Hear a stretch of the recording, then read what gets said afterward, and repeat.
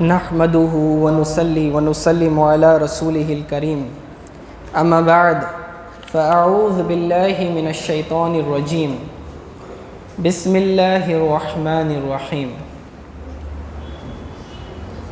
وانذر عشيرتك الاقربين صدق الله مولانا العظيم. معزز سامعین و ناظرین، السلام علیکم ورحمۃ اللہ وبرکاتہ. پچھلے درس میں ہم نے سماعت کیا کہ رسول اللہ صلی اللہ علیہ وسلم کی دعوت و تبلیغ کی یہ تحریک خفیہ طور پر جاری تھی اور ابھی تک اعلانیہ اس کا حکم نازل نہیں ہوا تھا کہ دعوت و تبلیغ جو ہے کھلم کھلا کی جائے، یعنی نبوت کا اظہار کھلم کھلا کیا جائے. اب یہ جو خفیہ دعوت و تبلیغ کا عرصہ تھا یہ 2.5 سے 3 سال کا ٹائم تھا. اس دوران جو ہے دوسری وحی نازل نہیں ہوئی. اسے دور فترت وحی کا زمانہ کہا جاتا ہے، یعنی اس پیریڈ میں دوسری کوئی وحی آسمان سے نازل نہیں ہوئی تھی. اب یہ 3 سال کے عرصے میں رسول اللہ صلی اللہ علیہ وسلم بہت ہی بے چین رہتے تھے اور اس فراق میں رہتے تھے کہ کب وحی اللہ تعالیٰ کی طرف سے نازل ہو. اور یہ بے چینی اور اضطرابی کیفیت بعض اوقات اس درجے پہنچ جاتی کہ آقا علیہ السلام فرماتے ہیں کہ کبھی کبھی میرا دل یہ کرتا تھا کہ پہاڑی پر چڑھ کر اپنے آپ کو وہاں سے گرا دو. لیکن جبرائیل علیہ السلام جب کبھی ایسا موقع ہوتا تو ظاہر ہو جاتے اور انہیں تسلی دیا کرتے تھے. تو یہ ہجر و فراق کے لمحات پھر ایک عرصے کے بعد ختم ہوئے اور اللہ رب العزت نے پھر ان پر دوسری وحی نازل فرمائی، جبکہ آقا علیہ السلام گھر میں لیٹے ہوئے تھے، یمنی چادر اوڑھے ہوئے تھے. اور اس وقت اللہ رب العزت نے پھر دوسری وحی یعنی سورہ مدثر کی آیات نازل فرمائی. اور یہ اس لیے ہوا تاکہ یہ ہجر و فراق کے کیفیت میں رسول اللہ صلی اللہ علیہ وسلم جو ہیں ملکوتی صفات کے ساتھ متصف ہو جائیں، یعنی کہ فرشتوں کے ساتھ میل جول والا معاملہ جو ہیبت وغیرہ ہوتی ہے وہ دور ہو جائے. ٹھیک ہے، تو یہ خوف اور دہشت جو ہے شوق اور اشتیاق میں بدل جائے، اس لیے یہ عرصہ رہا. اب اس کے بعد رسول اللہ صلی اللہ علیہ وسلم پر وحی نازل ہوئی اور اللہ رب العزت نے ارشاد فرمایا، یا ایھا المدثر، اے چادر اوڑھنے والے، قم فانذر، آپ کھڑے ہوں اور لوگوں کو ڈرائیں. قم فانذر وربک فکبر، اور اپنے رب کی تکبیر بیان کریں، بڑائی بیان کریں. وثیابک فطہر، اور اپنے کپڑوں کو جو ہے ہمیشہ جس طرح آپ پاک و صاف رکھتے ہیں ویسے آئندہ بھی پاکیزہ رکھیں. والرجز فہجر، اور اپنے آپ کو بتوں سے اور ان کی پلیدی سے جس طرح ہمیشہ سے آپ دور رہتے تھے آئندہ زندگی میں بھی ان سے دور رہیں. تو یہ سورہ مدثر کی آیات نازل ہوئی. اب اس کے اندر اللہ رب العزت نے انذار کا حکم دیا. انذار عربی میں کہتے ہیں ڈرانے کو، یعنی اللہ تعالیٰ کے عذاب سے ڈرانا. اللہ تعالیٰ کی اگر کوئی نافرمانی کرے تو اسے عذاب ہوگا، اس طور پر ڈرانا انذار کہلاتا ہے. تو یہ جو دوسری وحی نازل ہوئی اللہ رب العزت نے حکم فرما دیا کہ قم فانذر، آپ اٹھیں اور لوگوں کو ڈرائیں. یہ وہ حکم تھا کہ جس میں اعلان نبوت کا اظہار کرنے کے لیے کہا گیا. تو رسول اللہ صلی اللہ تعالیٰ علیہ وسلم، اب اس میں ایک نکتہ ہے، یاد رکھیں. یہ جو فرمایا گیا نا کہ یا ایھا المدثر، اے چادر اوڑھنے والے، یہ اس طرح کیوں پکارا گیا؟ یا محمد کہہ کر کیوں نہیں پکارا گیا؟ یہ لقب کیوں استعمال کیا گیا؟ اس میں بھی بڑا لطیف نکتہ ہے، یاد رکھیں. عربوں کا یہ رواج تھا، ان کی عادت تھی کہ جب کسی سے بے انتہا محبت ہوتی تو اسے اپنے اصلی نام سے نہیں پکارتے، بلکہ وہ جس حالت میں ہو اسے اس حالت میں وصفی نام سے پکارا کرتے تھے. اس کی ایک مثال میں آپ کو بتاتا ہوں. جیسے کہ حضرت علی رضی اللہ تعالیٰ عنہ ایک مرتبہ گھر میں تھے، حضرت بی بی فاطمۃ الزہرا رضی اللہ تعالیٰ عنہ کے ساتھ بات چیت ہوئی، پھر کسی بات سے آپ گھر سے نکلے اور باہر چلے گئے۔ رسول اللہ صلی اللہ علیہ وسلم آئے اور حضرت فاطمۃ الزہرا سلام اللہ علیہا سے پوچھا کہ علی رضی اللہ تعالیٰ عنہ کہاں ہیں؟ فرمایا وہ گھر سے تو نکل گئے ہیں، باہر کہیں چلے گئے ہیں۔ تو حضور علیہ الصلوۃ والسلام باہر نکلے اور تلاش کیا تو آپ نے حضرت علی رضی اللہ تعالیٰ عنہ کو مسجد نبوی میں لیٹا ہوا پایا، اس حال میں کہ آپ کی چادر تھوڑی زمین پر کھسکی ہوئی تھی، کوئی نیچے کچھ بچھا ہوا نہیں تھا بلکہ مٹی پر لیٹے ہوئے تھے اور مٹی آپ کی پشت کو، پیٹھ پر لگ رہی تھی، ٹھیک ہے۔ تو مٹی کو عربی میں تراب کہتے ہیں، تراب۔ تو رسول اللہ صلی اللہ علیہ وسلم جو ہے حضرت علی رضی اللہ تعالیٰ عنہ کے پاس گئے، فرمایا کہ یا ابا تراب اجلس اجلس یا ابا تراب۔ ابو تراب کہتے ہیں مٹی کے باپ یا پھر مٹی میں لتھڑے ہوئے شخص کو، لیکن رسول اللہ صلی اللہ علیہ وسلم نے جو لفظ استعمال کیا، یہ لقب استعمال کیا، یا علی نہیں کہا، فرمایا یا ابو تراب اجلس، کہ اے ابو تراب، اے مٹی ہوئے لت پت شخص، آپ جو ہیں اٹھ کر بیٹھ جائیں، ٹھیک ہے۔ یہ بخاری شریف کی حدیث ہے، بخاری میں موجود ہے۔ تو یہاں رسول اللہ صلی اللہ علیہ وسلم کی بے انتہا شفقت اور محبت کا اظہار ہو رہا ہے۔ آپ علیہ السلام، آپ حضرت علی رضی اللہ تعالیٰ عنہ کے بدن سے مٹی جھاڑتے جاتے اور کہتے تھے یا ابو تراب اجلس، اور مسلم شریف میں بھی پھر یہ اس طرح کی حدیث موجود ہے، سنن نسائی میں بھی موجود ہے۔ تو اس سے پتہ یہ چلا کہ عربوں کا یہ خاص طریقہ اور انداز تھا خطاب کا کہ جب کسی سے بہت زیادہ بے انتہا محبت ہوتی تو لاڈ و پیار سے اس طرح کے القاب سے پکارا کرتے تھے۔ تو اللہ رب العزت نے چونکہ ایک عرصہ گزر چکا تھا، ہجر و فراق کا زمانہ گزر چکا تھا، کوئی وحی نازل نہیں ہوئی تھی، رسول اللہ صلی اللہ علیہ وسلم کا دل بے چین تھا، تو اللہ رب العزت نے اس پیارے انداز سے آقا علیہ الصلوۃ والسلام کو مخاطب کیا، کہا یا ایھا المدثر۔ آقا علیہ الصلوۃ والسلام اس وقت یمنی چادر اوڑھے ہوئے لیٹے ہوئے تھے، فرمایا اے چادر اوڑھنے والے، آپ کھڑے ہو جائیں اور لوگوں کو ڈرائیں۔ تو دیکھیں، تو یہ محبت اور شفقت بھرا انداز اپنا کر یہ بتا دیا کہ اللہ تعالی ہمیشہ آپ کے ساتھ ہے اور آپ سے بے انتہا محبت کرتا ہے، اور یہ دعوت و تبلیغ جو اب آپ کرنے جا رہے ہیں یہ کوئی آسان کام نہیں ہے، یہ بہت کٹھن مشکل کام ہے، بڑی تکلیفیں آپ کو سہنا پڑیں گی، لوگوں کی باتیں آپ کو کڑوی باتیں سننی پڑیں گی، لوگوں کی مخالفتوں کا سامنا کرنا پڑے گا، لیکن آپ کو ڈرنا نہیں ہے ان تمام باتوں میں، کیونکہ آپ کا رب آپ سے بے انتہا محبت فرماتا ہے، اسی لیے فرمایا یا ایھا المدثر۔ تو یہ اللہ رب العزت کی خاص شفقت تھی۔ اسی طرح قرآن میں اور بھی دوسرے مقامات پہ بھی ہے، یا ایھا المزمل کہہ کر بھی کبھی خطاب کیا اللہ رب العزت نے۔ تو اب جب یہ حکم آیا تو رسول اللہ صلی اللہ تعالیٰ علیہ وسلم نے جو ہے حضرت علی رضی اللہ تعالیٰ عنہ کو بلایا اور ان سے کہا کہ اللہ رب العزت نے مجھے حکم دیا ہے کہ میں یہ اظہار نبوت اور اعلان نبوت کروں، اس کے لیے میں چاہتا ہوں کہ میں لوگوں کی دعوت کروں پہلے۔ اب اس میں جو سورہ شعراء کی آیت جو میں نے ابتدا میں پڑھی، وَأَنذِرْ عَشِيرَتَكَ الْأَقْرَبِينَ، اللہ نے یہ حکم دیا کہ اے حبیب صلی اللہ علیہ وسلم آپ اپنے قریبی رشتہ داروں کو ڈرائیں، آپ اپنے قریبی رشتہ داروں کو ڈرائیں۔ تو قریبی رشتہ دار کون ہوتے ہیں؟ تو وہ تو عبد المطلب کی نسل سے جو بھی خاندان ہیں، مختلف خاندان ہیں، ان کے بیٹے، پھر ان کی اولاد وغیرہ، یہ تمام کے تمام رسول اللہ صلی اللہ علیہ وسلم کے قریبی رشتہ دار تھے۔ تو اللہ رب العزت نے انہیں یہ حکم دیا کہ اس طرح سے آپ ان کو ڈرائیں۔ حضور صلی اللہ علیہ وسلم نے بڑا ہی پیارا اور انوکھا انداز اختیار کیا۔ آپ نے کہا کہ پہلے ان کی دعوت کی جائے، کیونکہ ہوتا یہ ہے کہ آدمی جب کسی کے پاس کھانا کھاتا ہے تو اس کی مخالفت نہیں کرتا، بلکہ اس سے محبت کرتا ہے اور مطمئن ہو کر اس کی بات سنتا ہے۔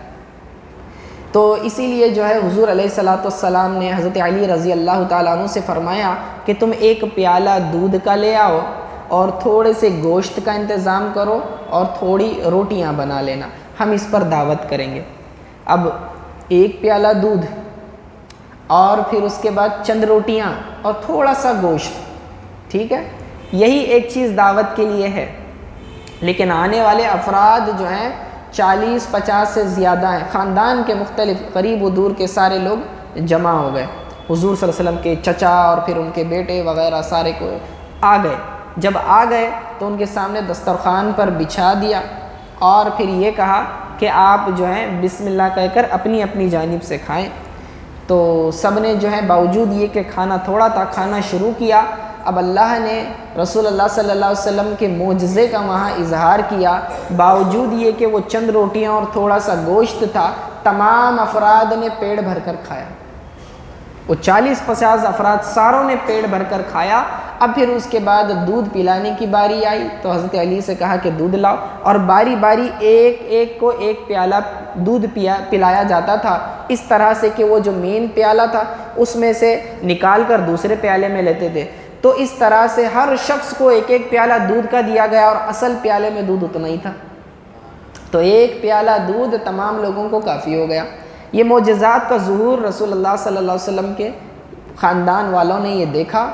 ابو لہب طیش میں آ گیا اور اس نے جو ہے رسول اللہ صلی اللہ علیہ وسلم کی دیکھ کر غصے میں یہ کہا کہ یہ کس طرح کا جادو ہے، ہاں یہ تم کیا کر رہے ہو، اور ہم لوگوں کو کیا بہکانا چاہتے ہو؟ یاد رکھنا کہ ہم تمہاری بات ماننے والے نہیں ہیں، تم نے جس شر کی بنیاد ڈالی ہے ہم اس کی پیروی نہیں کرنے والے، تو ہلہ مچا دیا وہاں پر، اور پھر چلو چلو کر کے باقی لوگوں کو بھی ساتھ لے کر چلے گئے، تو بات ادھوری رہے گی، بات آقا علیہ الصلوۃ والسلام کی وہاں ہوئی نہیں۔ دوسرے دن حضور علیہ الصلوۃ والسلام نے مولا علی رضی اللہ تعالیٰ عنہ سے کہا کہ ہماری بات تو ہوئی نہیں، آج پھر ایک دعوت کی جائے گی اور پھر انہیں بلایا جائے گا۔ پھر دوبارہ وہی انتظام کیا گیا، اور اس بار بھی تھوڑا سا کھانا تمام لوگوں کو کافی آ گیا، اور 2 سے 3 دعوتیں رسول اللہ صلی اللہ علیہ وسلم نے کی، اور تیسری مرتبہ رسول اللہ صلی اللہ علیہ وسلم نے پھر یہ لوگوں سے کہا کہ اللہ کی قسم جس کے سوا کوئی سچا معبود نہیں، میں تمام لوگوں کی طرف عموماً اور تم لوگوں کی طرف خصوصاً رسول بنا کر بھیجا گیا ہوں، بخدا جس طرح تم سو جاتے ہو اسی طرح ایک دن مر جاؤ گے، اور جس طرح تم بیدار ہوتے ہو یعنی نیند سے اٹھتے ہو جاگتے ہو، اسی طرح قیامت کے دن ایک دن تمہیں اٹھایا جائے گا، اور جو کچھ آج کرتے ہو کل اس کا حساب لیا جائے گا، حساب و کتاب ہوگا، اور اس کے بعد نیک اعمال اور کامیابی کی صورت میں جنت حصے میں آئے گی، اور برے اعمال اور ناکامی کی صورت میں دوزخ میں جانا ہوگا۔ یہ کہہ کر آپ نے فرمایا اے عبد المطلب کے بیٹو، یقین کرو تمہیں جلال و جبروت اور عزت و تکریم بخشنے کے لیے جو انقلابی پیغام میں لے کر آیا ہوں، عرب کا کوئی نوجوان آج تک اپنی قوم کے پاس ایسا پیغام لے کر نہیں آیا۔ میں تمہارے پاس دنیا و آخرت کی خیر و برکت لایا ہوں، اور یہ اللہ پاک نے حکم دیا ہے کہ میں تمہیں صداقت و نور کے اس سرچشمے کی طرف بلاؤں، بس اس انقلابی تحریک سے جلدی شامل ہو جاؤ، تم میں سے کون میرا یہ ساتھ دے گا؟ جب یہ بات کہی تو سارے لوگوں پر موت کا سا سکتہ طاری ہو گیا، ہونٹوں پر جیسے کہ مہر لگ گئی۔ اب یہ جو کہ پرانی کفر و شرک میں مبتلا تھے تو اس مشن کی اہمیت کا اندازہ نہیں لگا سکے، دنیا کی عیش و عشرت بھری زندگی، یہ بس انہیں بس اتنا ہی پتہ تھا، انہیں یہ پتہ ہی نہیں کہ بھئی قیامت میں پھر ہمارے اعمال کا حساب و کتاب لیا جانا ہے۔ تو لوگوں نے جواب نہیں دیا۔ حضرت علی رضی اللہ تعالیٰ عنہ جب کہ چھوٹے بچے تھے، آپ کھڑے ہوئے فرمایا کہ یا رسول اللہ صلی اللہ علیہ وسلم، میں گواہی دیتا ہوں کہ آپ اللہ کے سچے رسول ہیں اور میں جو ہے آپ کا ساتھ دوں گا فرمایا۔ تمام لوگ ہنسنے لگے، وہ یہ سوچنے لگے کہ یہ ایک چھوٹا سا بچہ بس ان کی اتباع کر رہا ہے اور باقی جو ہیں بڑوں میں سے کسی نے ساتھ نہیں دیا، تو لوگ سمجھنے لگے کہ بھئی یہ ان کی دعوت تو بیکار جانی ہے، اس طرح سے تو کچھ ہونا نہیں ہے، سب بچہ صرف ان کی اتباع کر رہا ہے۔ رسول اللہ صلی اللہ علیہ وسلم بڑے خوش ہوئے اور حضرت علی رضی اللہ تعالیٰ عنہ کو بوسہ دیا، کیونکہ ایمان کی دولت جب انسان کو مل جاتی ہے تو وہ مادی چیزوں پر بھروسہ نہیں کرتا، وہ ایمان پر بھروسہ کرتا ہے، اللہ رب العزت پر بھروسہ کرتا ہے۔ کافر ہے تو شمشیر پہ کرتا ہے بھروسہ، اور مومن ہے تو بے تیغ بھی لڑتا ہے سپاہی۔ تو حضرت علی رضی اللہ تعالیٰ عنہ اس طرح سے جو ہے اعلانیہ سب کے سامنے اظہار فرمایا۔ اب یہ آگے جو فرمایا انذار مبین، یعنی کہ لوگوں کو ڈرانا، اس کے لیے اعلان کس طرح؟ پہلے خاندان والوں کو دعوت دی، اب اس کے بعد اعلانیہ اہل مکہ کے عمراء اور رئیس کو جو ہے دعوت دینی تھی۔ تو پھر اس طرح سے اب کیسے کیا جائے؟ تو رسول اللہ صلی اللہ علیہ وسلم جو ہے کوہ صفا پر کھڑے ہو گئے اور اعلان کرنے کا ارادہ فرمایا۔ اس زمانے میں یہ رواج تھا کہ جب کبھی کسی کو بڑا اہم اعلان کرنا ہوتا تو وہ صفا پہاڑی پر کھڑا ہو جاتا اور اپنے کپڑے اتار دیتا، برہنہ ہو جاتا۔ یہ جہالت تھی اس زمانے کی۔ آقا علیہ الصلوۃ والسلام نے اس جہالت کی رسم کو توڑ دیا، ختم کر دیا، اور اپنے لباس میں جو ہے صفا پہاڑی پر کھڑے ہو گئے اور اعلان کرنے والے تھے۔ جیسے ہی اب رسول اللہ صلی اللہ علیہ وسلم کھڑے ہو گئے، ہر قریش کے سرداران، عمراء، رئیس جتنے بھی تھے وہ سارے کے سارے وہاں جمع ہو گئے اور جان گئے تھے کہ یہ کوئی پیغام، چونکہ محمد صلی اللہ علیہ وسلم بات کرنے والے ہیں اور یہ صادق اور امین ہے، تو اب یہ کوئی معمولی تو بات کریں گے نہیں۔ تو لوگوں کا جو ہے ہجوم جمع ہو گیا، اور جو نہیں پہنچ سکتے تھے انہوں نے اپنا نمائندہ بھیج دیا کہ جاؤ دیکھو وہ کیا بات کرتے ہیں۔ اس طرح سے جب بھیڑ جمع ہو گئی تو آقا علیہ الصلوۃ والسلام نے اعلان کیا اور کہا کہ لوگو مجھے یہ بتاؤ کہ اگر میں یہ کہوں کہ اس صفا پہاڑی کے پیچھے جو ایک جرار لشکر ہے، اسلحے کے ساتھ، ہتھیاروں کے ساتھ لیس، جو تم پر حملہ آور ہونے والا ہے اور بہت جلد آنے والا ہے، تو کیا تم میری بات کا یقین کرو گے؟ تو سب نے کہا کیوں نہیں کریں گے، بالکل، آپ امین ہیں، صادق ہیں، آپ نے کبھی جھوٹ نہیں بولا ہے، ٹھیک ہے، تو ہم نے تو آپ کی بات پر یقین کرنا ہی ہے۔ تو حضور علیہ السلام نے فرمایا کہ آگاہ ہو جاؤ کہ میں تمہیں اللہ کے عذاب سے ڈراتا ہوں۔ اللہ وحدہ لا شریک کی عبادت کرو، اس کے سوا کسی اور کی عبادت جائز نہیں ہے، اور شرک سے اپنا رشتہ توڑ دو اور ایک اللہ کی عبادت کرو، اور میں اللہ تعالیٰ کا رسول بنا کر بھیجا گیا ہوں، میری اتباع کرو۔ جب یہ باتیں سنی، خصوصاً ابو لہب جو کہ آقا علیہ الصلوۃ والسلام سے بہت بغض اور حسد رکھتا تھا، حضور صلی اللہ علیہ وسلم کا چچا تھا، لیکن یہ حسد میں بہت آگے بڑھ چکا تھا، تو وہاں پر وہ کہنے لگا کہ تیرے لیے ہلاکت ہو، تو نے ہمیں فقط اس بات کے لیے جمع کیا۔ اس کے جملے تھے تب لکا اما جمعتنا الا لہذا۔ ہاں، یہ صحیح مسلم میں الفاظ ہیں۔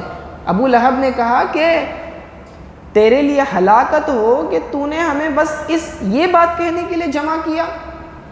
تو اللہ رب العزت کو یہ انداز بالکل پسند نہیں آیا کہ ان کے حبیب کو کوئی گالی دے، تو اللہ رب العزت نے پھر سورہ لہب کی آیت نازل فرمائی، تبت یدا ابی لہب وتب، ابو لہب کے ہاتھ ٹوٹ جائیں اور وہ برباد ہو جائے۔ اس نے رسول اللہ صلی اللہ علیہ وسلم سے یہ کہا تب لک، تو اللہ نے جواب فرمایا تبت یدا ابی لہب وتب، تیرے لیے بھی ہلاکت، تیرے ہاتھ ٹوٹ جائیں، تو برباد ہو جائے۔ جس انگلی سے تو نے اشارہ کیا، جو انگلی اٹھائی تو نے آقا علیہ الصلوۃ والسلام پر تیرے ہاتھ ٹوٹ جائیں اور تو برباد ہو جائے۔ ما اغنی عنہ مالہ وما کسب، نہ ہی اس کا مال اس کے لیے کام آیا، نہ ہی جو اس نے کمایا، یعنی کہ اولاد بھی مراد ہے، تو مال و دولت اور اولاد اس کی کوئی کام نہ آئی۔ ما اغنی عنہ مالہ وما کسب سیصلی نارا ذات لہب، کہ اسے جو ہے عنقریب جھونک دیا جائے گا شعلے والی آگ میں۔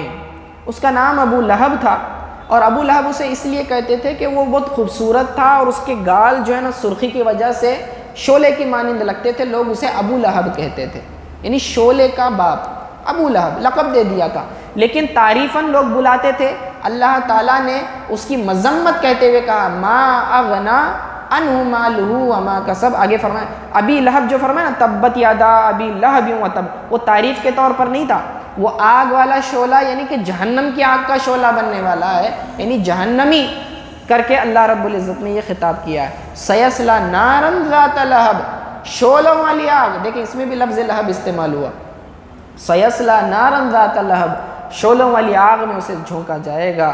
وامرأتہ، اور اس کی بیوی بھی، کیونکہ وہ بھی رسول اللہ صلی اللہ علیہ وسلم کی بڑی مخالفت کرتی تھی۔ وامرأتہ حمالۃ الحطب، اپنے سر پر جو ہے نا کانٹوں کا گٹھا، لکڑیوں کا گٹھا لے کر آیا کرتی تھی رسول اللہ صلی اللہ علیہ وسلم کو اذیت پہنچانے کے لیے۔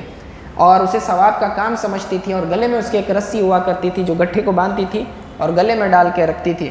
تو فرمایا فی جیدہا حبل من مسد، اس کے گلے میں جو ہے مسد کی یہ رسی ہے، منج کی رسی ہے. تو یہ اب اس کی ہلاکت، اس کی بیوی کی ہلاکت، اس کے مال کی ہلاکت، اس کی اولاد کی ہلاکت کا اعلان اللہ رب العزت نے سورہ لہب میں کر دیا. جب یہ آسمانی مذمت نازل ہوئی تو میاں بیوی کے تن بدن میں آگ لگ گئی، اور یہ عورت جو ہے بوکھلا کر رسول اللہ صلی اللہ علیہ وسلم کو اذیت پہنچانے کے ارادے سے نکلی. اپنے گھر سے ایک یہ قریب سے پتھر اٹھا لیا اور کہنے لگی کہ اب میں محمد کا معاذ اللہ صلی اللہ علیہ وسلم سر پھوڑ دوں گی. تو یہ نکلی. رسول اللہ صلی اللہ علیہ وسلم کعبہ شریف کے پاس تھے اور حضرت ابوبکر صدیق رضی اللہ تعالیٰ عنہ ان کے ساتھ تھے. جیسی حضرت ابوبکر صدیق رضی اللہ تعالیٰ عنہ نے دیکھا کہ یہ جو ہے گمراہی کی آندھی رسول اللہ صلی اللہ علیہ وسلم کی طرف بڑھتی چلی آ رہی ہے، تو آپ گھبرا گئے، کہنے لگے یا رسول اللہ صلی اللہ علیہ وسلم یہ عورت بڑی بد زبان اور منہ پھٹ ہے، مجھے اس کی طرف سے اذیت کا اندیشہ ہے. تو فرمایا کہ تم فکر مت کرو ابو بکر، وہ مجھے دیکھ نہیں سکے گی. اب ادھر وہ آئی اور ابو بکر رضی اللہ تعالیٰ عنہ کے سامنے کھڑے ہو گئی اور غصے میں چلانے لگی، کہنے لگی کہ محمد کہاں ہے؟ تو انہوں نے کہا کہ کیا تم دیکھ نہیں رہی ہو محمد کہاں ہے؟ ٹھیک ہے. تو کہنے لگی کہ تم میرے سے مذاق کر رہے ہو، اور یہ کہہ کے گالیاں دیتی ہوئی چلی گئی. یعنی کہ رسول اللہ صلی اللہ علیہ وسلم قریب ہی تھے، اللہ تعالیٰ نے اس کی آنکھوں پر پردہ ڈال دیا اور وہ رسول اللہ صلی اللہ علیہ وسلم کو دیکھ نہیں سکی. تو رسول اللہ صلی اللہ علیہ وسلم کا پھر یہ معجزہ دیکھ کر حضرت صدیق اکبر رضی اللہ تعالیٰ عنہ بڑی خوش ہو گئے، ان کے ایمان میں اور تراوٹ اور تازگی آ گئی. ایک بات آپ یہاں سوچ رہے ہوں گے کہ ابو لہب اتنا شدید حضور صلی اللہ علیہ وسلم کی مخالفت کیوں کیا کرتا تھا، حالانکہ وہ ان کا چچا تھا. تو اس کے پیچھے ایک واقعہ ہے کہ آپ نوعمر تھے جب حضرت ابو طالب کے گھر میں رہا کرتے تھے. اس وقت جو ہے ایک مرتبہ ابو لہب اور ابو طالب دونوں کے درمیان کشتی ہوئی، کشتی کا مقابلہ ہوا، اور ابو لہب نے ابو طالب کو زمین پر گرا دیا اور ان کے سینے پر فخریہ انداز پر بیٹھ گیا.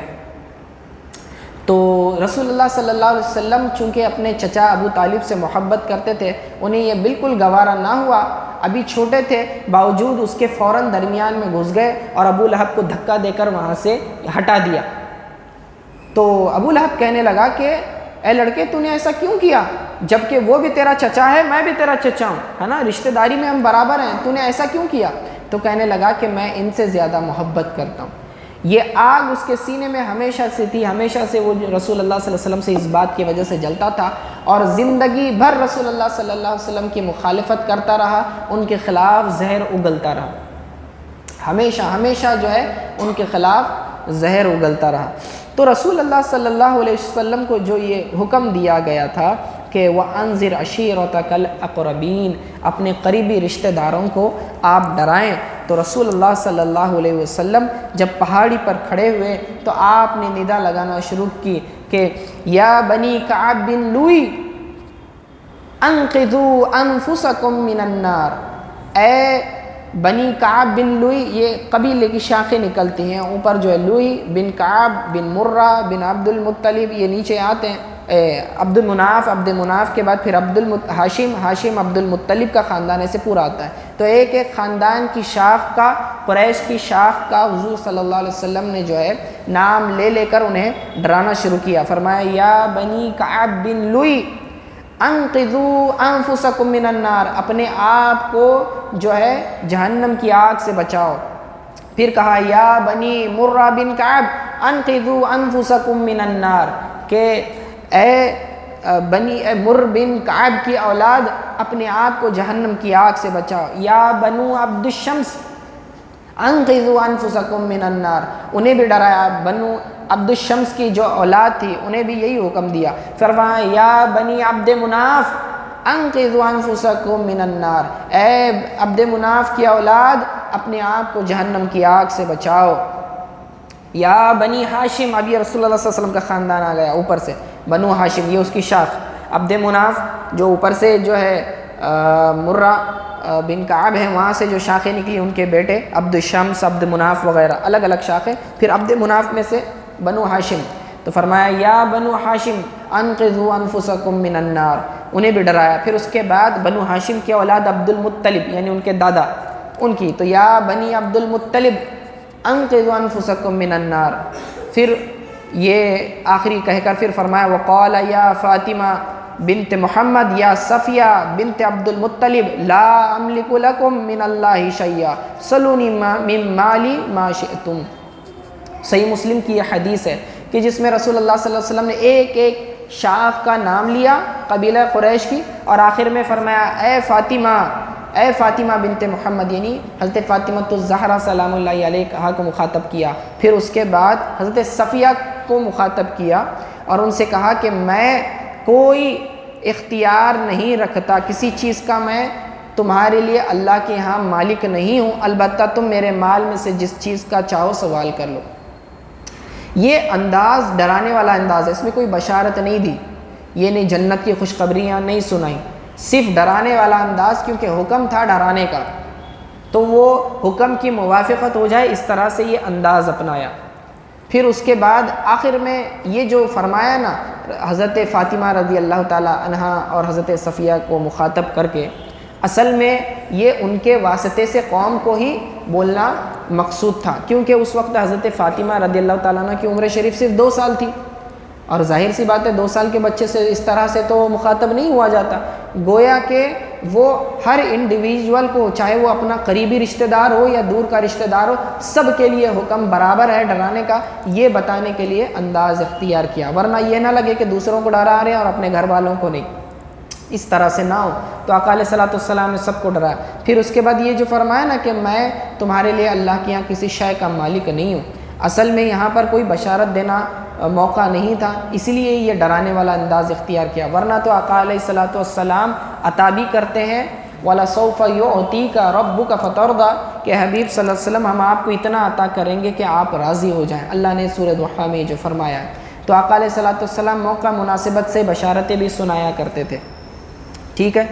تو یہ ہرگز نہیں سمجھنا چاہیے کہ رسول اللہ صلی اللہ علیہ وسلم دیتے نہیں تھے، اللہ کے فضل سے رسول اللہ صلی اللہ علیہ وسلم دیتے بھی تھے، یہ ڈرانے والا انداز تھا، اس لیے صرف اس کنٹیکسٹ میں وہ بیان کیا تھا، ورنہ تو ایک دفعہ کا واقعہ ہے کہ ایک عورت رسول اللہ صلی اللہ علیہ وسلم کے پاس آئی جس پر مرگی کا دورہ پڑتا تھا تو اس کے ہوش نہیں رہتے تھے، کانپنے لگ جاتی تھی ہاتھ پیر، تو ایک مرتبہ رسول اللہ صلی اللہ علیہ وسلم کے پاس آئی، کہنے لگی کہ یا رسول اللہ صلی اللہ علیہ وسلم مجھے یہ اس طرح کی بیماری ہے، آپ دعا کریں کہ مجھے شفا مل جائے۔